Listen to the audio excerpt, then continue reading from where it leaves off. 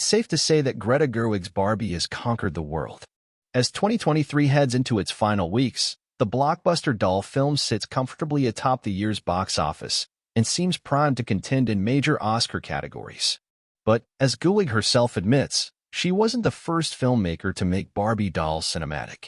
That would be Todd Haynes, who's also in this year's awards conversation thanks to the success of his new film May December. Way back in 1987, when Haynes was still a student at Bard College, he made his first short film using Barbie dolls.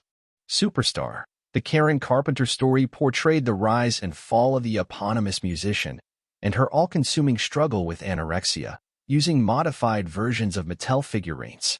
To this day, the short film still packs a subversive punch, enough to make producers wary of Gerwig's totally different take on Barbie, the filmmaker said in The Hollywood Reporter's new 2023 Directors Roundtable. It's a wonderful thing that we're sitting at the table right now because I think genuinely you made the Barbie movie's backers nervous about the possibilities about what it could be, Gerwig told Haynes during the THR Roundtable. Gerwig continued, I would say the approach in that movie that you took, it was something that Noah Baumbach, Barbie co-writer, and I talked about. The way you used Barbies was part of the cultural history of Barbie.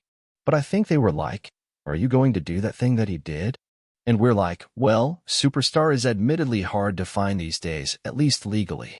Shortly after the film's original release, Richard Carpenter successfully sued it out of legal distribution on the grounds that Haynes hadn't properly licensed the Carpenter's music.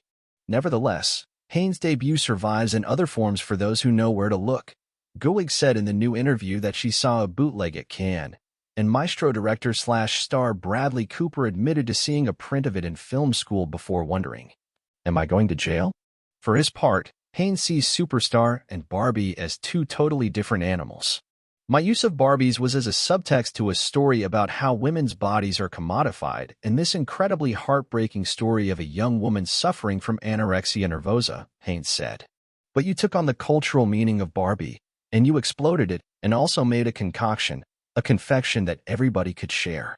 A lot of the confection feeling of Barbie comes from its practical soundstage sets.